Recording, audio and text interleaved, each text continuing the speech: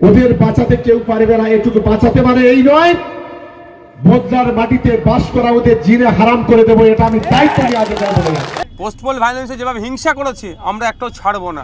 শনিবার যে অশান্তির জেরে তেতে উঠেছিল ভাঙড়ের মাটি, হুমকি হুঁশিয়ারিতে রবিবার আরও চড়ল সে রাজনৈতিক উত্তেজনার পারদ। কলকাতা পুলিশের আওতায় এলেও এখনো বদলালো না ভয়ঙ্কর ভাঙড়ের চেনা ছবি। স্থানীয় সূত্রে খবর, শনিবার ভাঙড়ের খড়গাছিতে আইএসএফ এর দলীয় পতাকা লাগানোকে কেন্দ্র করে তৃণমূলের সঙ্গে ঝামেলা শুরু হয়। তৃণমূল আইএসএফ সংঘর্ষের পাশাপাশি এলাকায় গুলি চালানোরও অভিযোগ ওঠে। ঘটনায় দুপক্ষের কয়েকজন কর্মী আহত হন বলে দাবি করা হয় তৃণমূল ও আইএসএফ এর তরফে। এই ঘটনারই প্রতিবাদে রবিবার ভাঙড়ের বোদরা অঞ্চলের খড়গাছির সমাবেশ থেকে প্রতিপক্ষের জিনা হারাম করার হুমকি দিতে শোনা যায় ভাঙড়ের তৃণমূলের পর্যবেক্ষক এবং ক্যানিং পূর্বের বিধায়ক শওকত মোল্লাকে। রাজনৈতিকভাবে আমাদের মোকাবিলা করতে হবে এবং সেই লড়াইতে তাতে যদি আমাদের আরো যদি দুটো খুন হবে, রক্ত ঝরবে, কিন্তু কোন জায়গায় শত্রুর সাথে 1 ইঞ্চি কম্প্রোমাইজ করব না। ওদের বাঁচাতে কেউ পারবে না, এটুকু বাঁচাতে মানে এই নয় বদলার মাটিতে বাস করা ওদের জিনে হারাম করে দেবো, এটা আমি দায়িত্ব নিয়ে আগে বলে। গত সোমবারই ভাঙড়ের আইন শৃঙ্খলা রক্ষার দায়িত্ব নিয়েছে কলকাতা পুলিশ। আলিপুরের ধনধান্য অডিটোরিয়াম থেকে যার আনুষ্ঠানিক উদ্বোধন করেন মুখ্যমন্ত্রী। পরেও গত শুক্র ও শনিবার পরপর দুদিন তৃণমূল আইএসএফ সংঘর্ষে উত্তপ্ত হয়ে ওঠে ভাঙড়ের মাটি।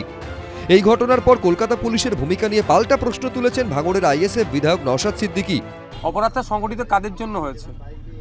সূত্রপাত তো তৃণমূল করেছে, তবে শওকত মোল্লা সাহেবদের সময় ঘনিয়ে এসেছে। পোস্টপোল ভায়োলেন্সে যেভাবে হিংসা করেছে আমরা একটাও ছাড়বো না। উনি কি ধমকি চমকি দিচ্ছেন, আইন হাতে তুলে নিতে চাইছেন? পুলিশ চুনার বিধে কি সুমোটো করে ক্যালকাটা পুলিশ, সেটাও আমরা দেখার অপেক্ষা আছে। কখনো মুড়ি মুড়কির মতো বোমাবাজি, কখনো বন্দুকের আস্ফালন। বারবার অশান্ত হয়েছে দক্ষিণ 24 পরগনার ভাঙড়। ভোট হিংসায় শুধু ভাঙড়েই প্রাণ গিয়েছে 7 জনের। পঞ্চায়েত ভোটের পর এবার দোরগোড়ায় কড়া নাড়ছে লোকসভা ভোট।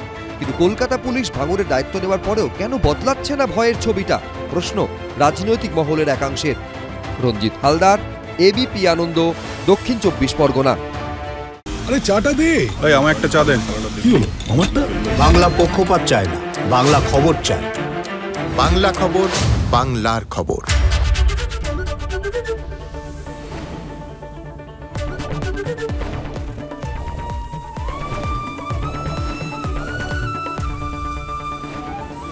এবিপি আনন্দ, এগিয়ে থাকে, এগিয়ে রাখে। সত্য অন্তহীন, সত্যের খোঁজও তাই, সত্য সন্ধানে তাই আমরা অক্লান্ত, অকুতভয়। এবিপি আনন্দ নতুন ভাবনার প্রতীক, যা মনে মুক্ত, তথ্যে যুক্ত এবং যাবতীয় সীমানার বাঁধন থেকে মুক্ত। সীমা না শব্দটির মধ্যে লুকিয়ে আছে মানা শব্দটি, যেন চোখ রাঙানি এক অদৃশ্য বেড়াজাল, যা আটকে রাখে আমাদের এক ছোট্ট গণ্ডির মধ্যে।